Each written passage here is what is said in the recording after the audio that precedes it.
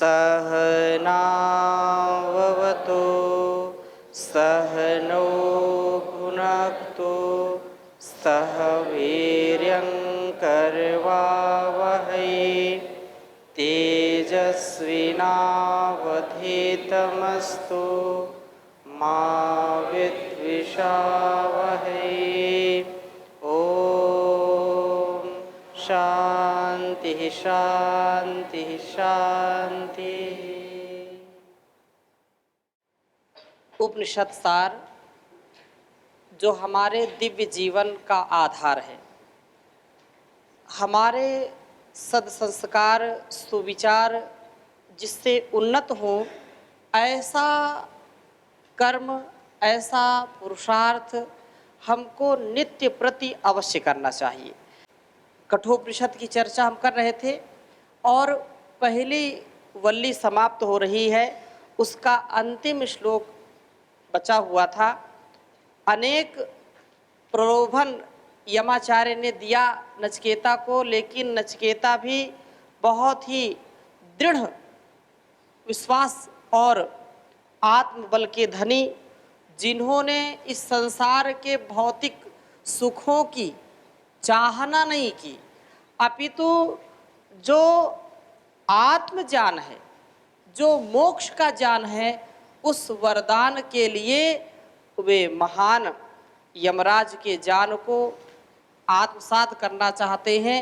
उनके द्वारा ली गई परीक्षा में उत्तीर्ण होना चाहते हैं। अर्थात प्रलोभन तो अच्छे अच्छे व्यक्तियों को धराशायी कर देता है, लेकिन जिसका जीवन त्याग तपस्या और जिसका जीवन उस परम पिता परम माता परम जननी के आशीर्वाद से उसकी शरणागति में होता है, उसको कोई भी लोभ कोई लालच कभी खींच नहीं सकता है। इसलिए अनेक प्रकार के प्रलोभन देते हुए भी उन्होंने उसको स्वीकार नहीं किया। और इस वल्ली का अंतिम श्लोक क्या कहा? यस्मिन्निदं विचिकित्सन्ति मृत्योर् यत्साम्पराये महिति ब्रूहुनस्तत् योऽयं वरो गूढमनुप्रविष्टो नान्यं तस्मान्नचिकेता वृणीते। बहुत सुंदर बात कही है कि हे मृत्यु, हे मृत्यु के देवता आचार्य, आचार्य का दूसरा नाम मृत्यु है। यम, यम मृत्यु का देवता है, तो यम है हम। अर्थात जब आचार्य वो होता है जो शिष्य के दुर्गुण दुर्व्यसन दुर्व्यवहारों को हर ले, उनको नष्ट कर दे। तो कहा हे मृत्यु, हे मृत्यु के देव, हे आचार्य, यस्मिन इदम विचिकित्सन्ति, मैं तो केवल इसको ही पूछना चाहता हूँ कि मृत्यु, जिस मृत्यु के विषय में विद्वानों को नाना प्रकार की शंकाएं हैं, नाना प्रकार की भ्रांतियां हैं, और मुक्ति भी कोई है या नहीं है, अथवा जो लोग कुछ ऐसा मानते हैं कि कुछ भी जीवन में करो और गंगा स्नान कर लो तो समझो तर गए। कर्म की प्रधानता सर्वोपरि है। कर्म प्रधान विश्व रचि राखा, जो जस करहि सो तस फल चाखा। लेकिन कुछ लोगों का ऐसा मत है जिससे मेरे अंदर की भ्रांति और अनेक विद्वानों का जो असामंजस्य है, जो सामंजस्य नहीं है, जिनमें संशय उत्पन्न होता है, क्या सारा जीवन कुछ भी करते रहें और कुछ ऐसी मान्यता हम मान लें, कुछ ऐसे स्थान पर जाने मात्र से हमारे किए हुए जो गलत कार्य हैं, जो पाप हैं, जो हमारे मन से वाणी से शरीर से किए हुए दुष्कर्म हैं, जो कुकर्म हैं, भ्रष्टाचार है, क्या उसकी निवृत्ति हो जाती है? क्या आत्म स्वरूप क्या है, इस कर्म स्वरूप क्या है, इसको आप बताइए। कुछ लोग मुक्ति मानते हैं, कुछ नहीं मानते हैं, और कुछ तो बोलते कुछ भी करो, गंगा स्नान कर लो, कुछ व्रत पालन कर लो, और इसी से काम चल जाएगा। क्या ये सत्य है? कोई कहता है कि तौबा कर लो और सारा पाप छूट जाएगा, सारा जो कुछ भी किया सब केवल 2 शब्द बोलने से सब माफ कर देता है। क्या ऐसा है? इस मेरे भ्रम को दूर करो, अथवा मेरी ब्रह्म विद्या जो विषयक जिज्ञासा आप पूरी कीजिए। यही आपसे मेरी बार बार विनती, यही निवेदन है, यही मेरा तीसरा वर है। इसी गूढ़मयी जो गुत्थी है उसको आप सुलझाइए।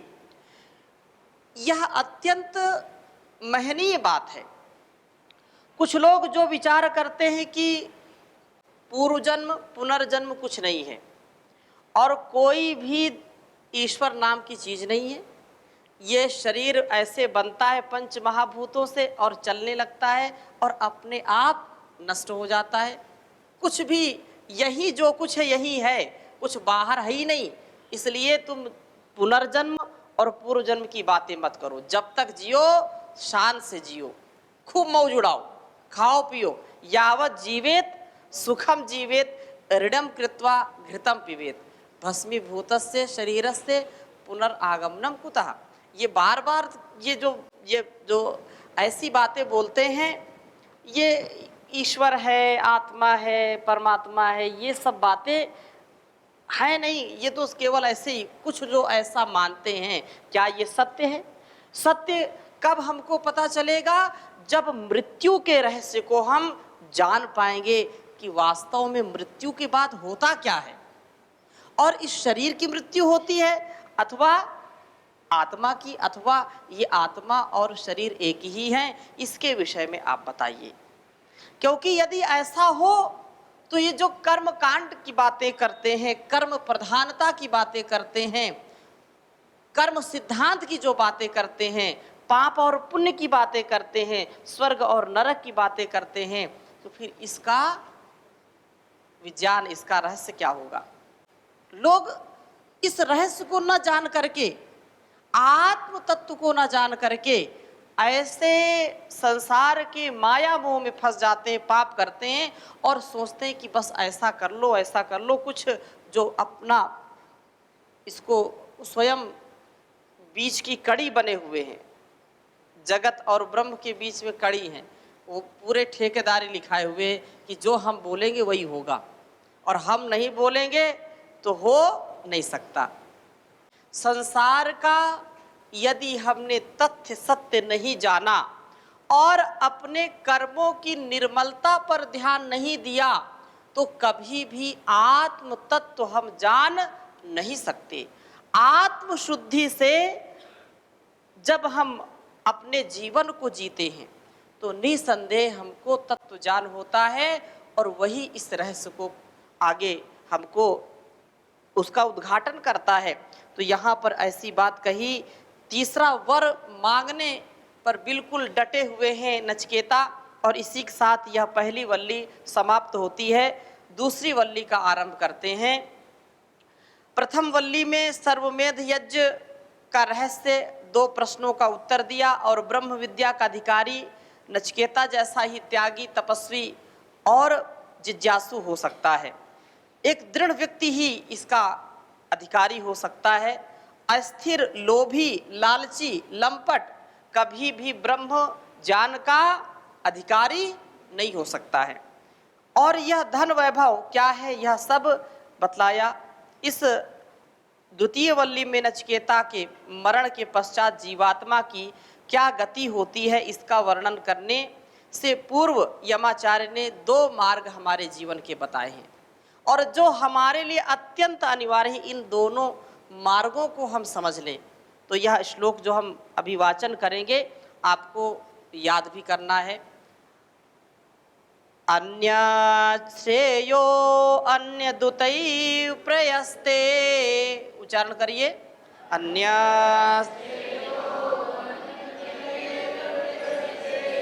उभे नानार्थे पुरुषं सिनीतः।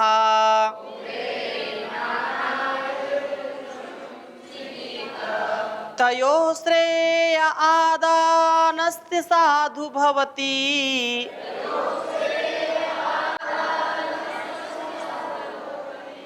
हीयते अर्थाद्य उप्रेयो वृणीते।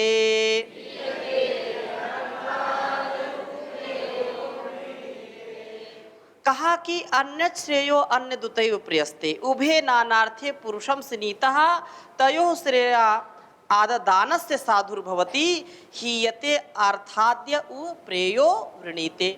दो पथ हैं और दो पथ के पथिक कैसे अपने जीवन के इन दो लक्ष्यों को निर्धारित करते हैं। कहा कि दो प्रकार के मार्ग हैं, दो प्रकार के मार्ग, एक श्रेय मार्ग और दूसरा प्रेय मार्ग। ते उभे नानार्थे, वे दोनों ही भिन्न भिन्न मनुष्य के प्रयोजनों को सिद्ध करने वाले हैं।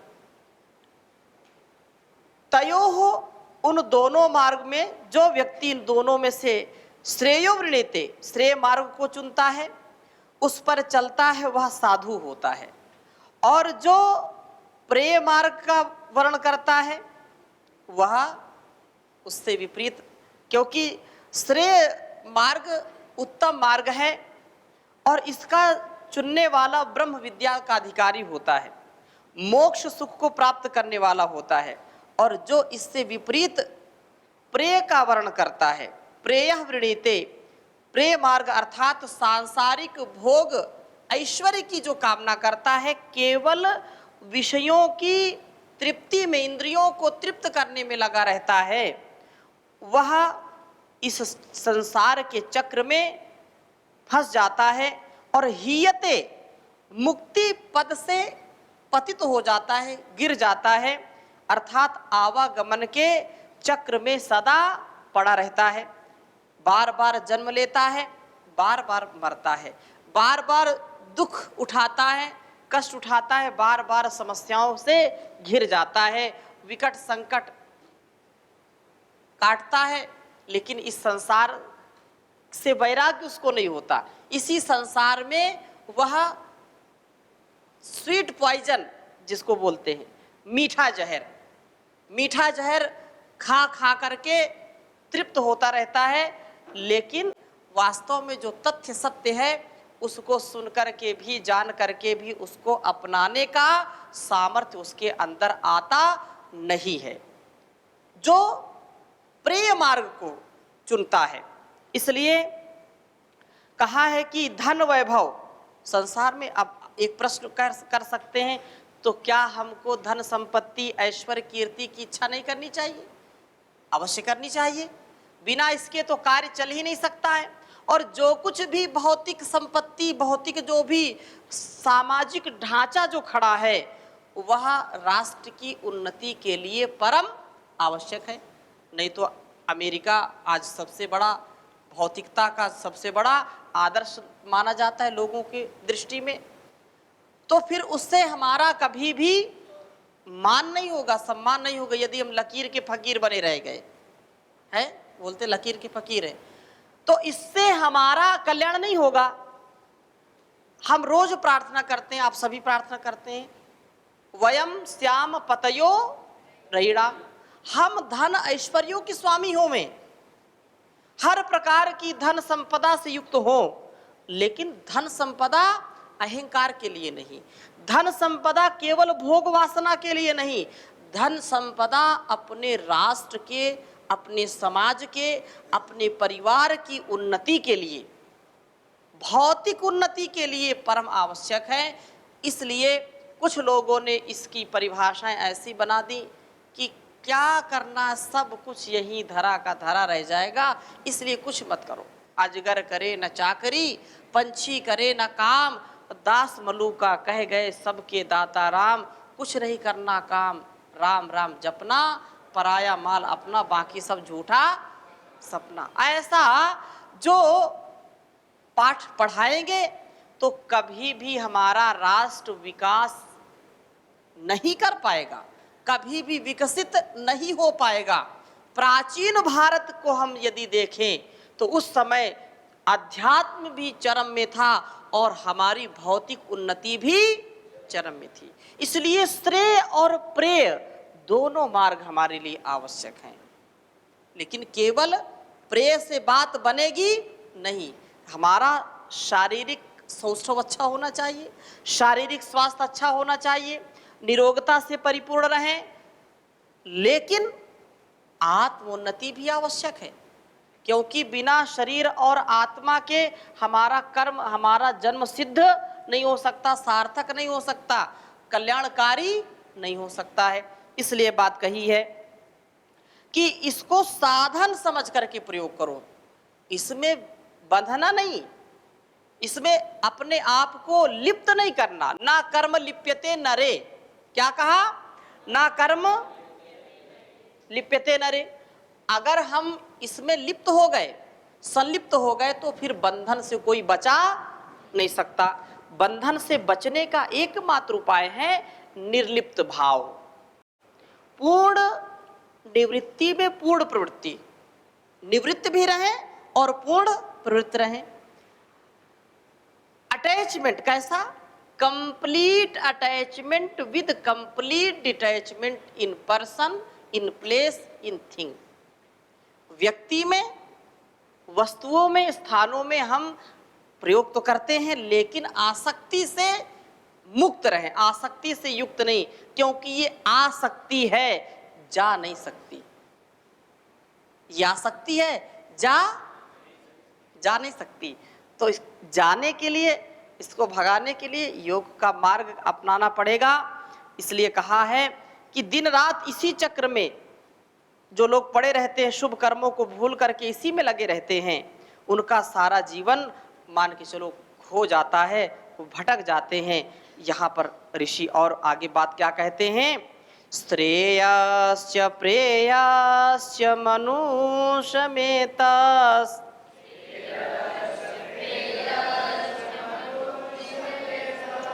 तौ संपरीत्य विविनाक्ति धीरः।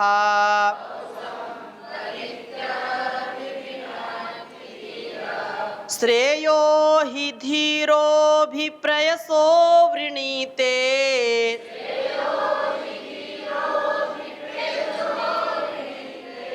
प्रेयो मंदो यो क्षेमाद् वृणीते।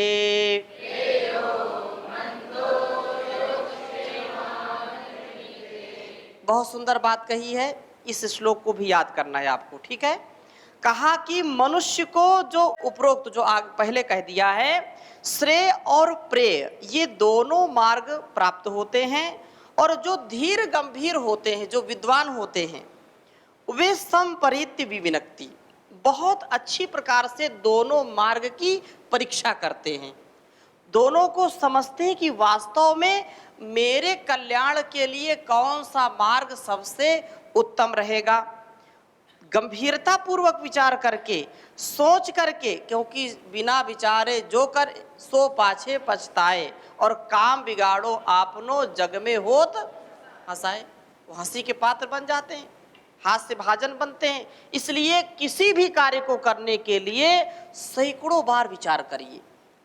ये मंत्र है ना, मंत्र का मतलब ये मंत्रणा, विचार करो, ऊहापोह करो, जिज्ञासा करो, प्रश्न करो, लेकिन जब पूर्ण रूप से दृढ़ता आ जाए, हम बिल्कुल निसंदेह हो जाएं, तो फिर उस कार्य को अवश्य करना चाहिए। इसलिए कहा है कि मेरा कल्याण किस मार्ग में है, कौन सा कल्याणकारी है, कौन सा अकल्याणकारी है। इसलिए वो सोच विचार करके जो धीर गंभीर होते हैं, वो कहते हैं प्रेयसः श्रेयो अभिवृणीते। प्रेय की अपेक्षा श्रेय मार्ग का आलंबन लेते हैं। वो प्रेय मार्ग को छोड़कर किस में आते हैं? श्रेय मार्ग, क्योंकि धर्म यही है, धर्म यही है। दर्शन का आचार्य कहता है, यतो अभ्युदय निःश्रेयस सिद्धि सधर्म। धर्म वही है जिसमें अभ्युदय हो और जिसमें निःश्रेयस हो, वही वास्तव में धर्म है। तो हम निःश्रेयस पूर्वक अपने अभ्युदय में लगे रहें। अभिदा उदय, सांसारिक जो उन्नति है उसमें भी कभी हम पीछे ना रहें, लेकिन वह उन्नति किसके लिए होनी चाहिए? राष्ट्र के लिए, समाज के लिए। श्रेयस निश्रेयस के लिए।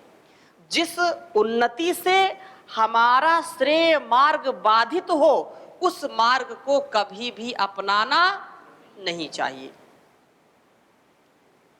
बुराइयों को कभी जीवन में अपनाना नहीं चाहिए, ये मीठा जहर होता है, इसे खाना नहीं चाहिए।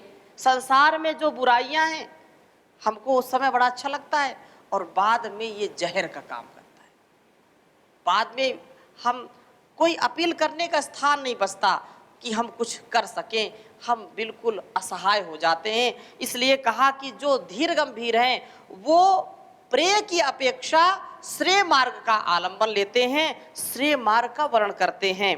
और जो साधारण पुरुष होते हैं, जो संकीर्ण विचारधारा वाले होते हैं, जो इंद्रियों के भोग को सबसे ज्यादा महत्व देते हैं, वे सांसारिक भोग ऐश्वर्य के मार्ग को चुनते हैं, वो प्रेय मार्ग को चुन लेते हैं।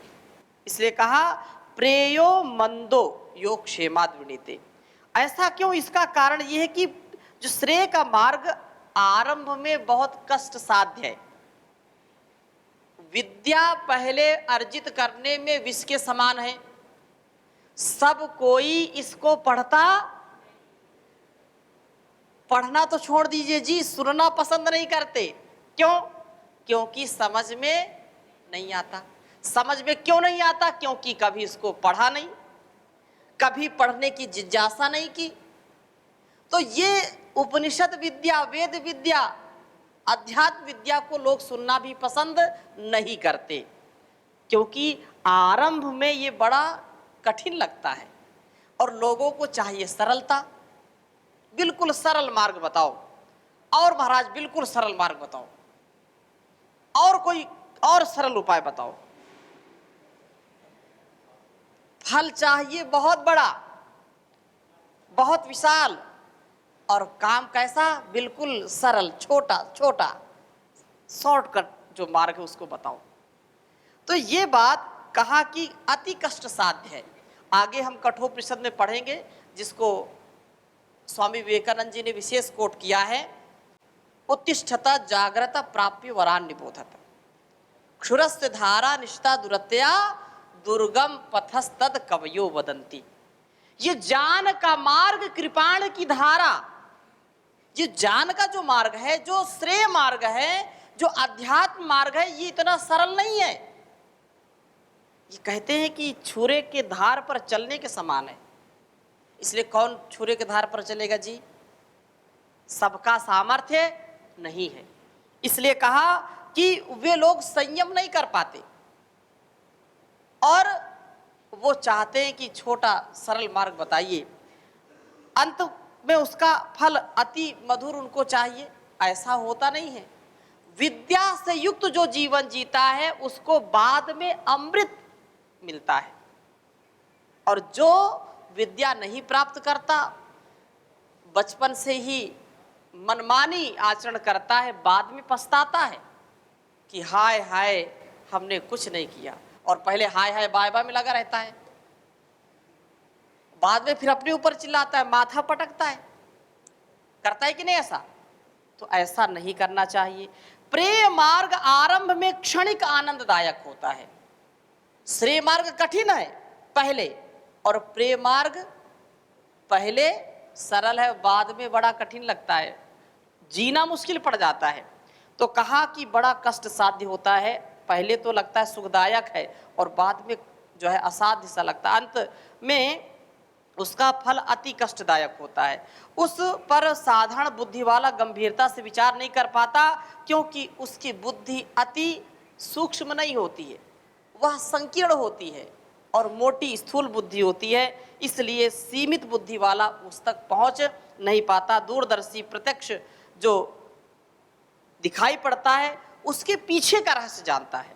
जो बुद्धिमान है, धीर गंभीर है, वो सामने जो देखता है उसको कम, उससे पीछे का देखता है ज्यादा, अर्थात दूरदृष्टि उसकी होती है।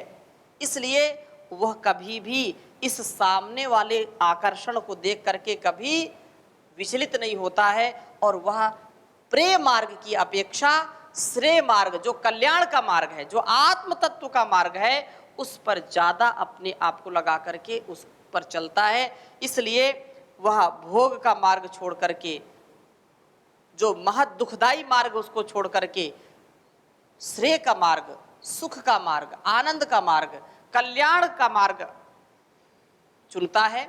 तो ऐसा हम समझें और रोज इस प्रक्रिया को करना है, एक दिन नहीं। तू कर बंदगी और भजन धीरे धीरे, मिलेगी प्रभु की शरण धीरे धीरे। दमन इंद्रियों का तू करता चला जा, दमन इंद्रियों का तू करता चला जा, काबू में आएगा मन धीरे धीरे, मिलेगी प्रभु की शरण धीरे धीरे। तू दुनिया में शुभ कर्म करता चला जा, तू दुनिया में शुभ कर्म करता चला जा, छूटेगा आवा गमन धीरे धीरे, छूटेगा आवा गमन धीरे धीरे। सुने मेरे कान सदा वेदवाणी, सुने कान तेरे सदा वेदवाणी, तू कर वेदवाणी मनन धीरे धीरे, तू कर वेद, तू कर बंदगी और भजन धीरे धीरे, तू कर बंदगी। ओम शांति शांति।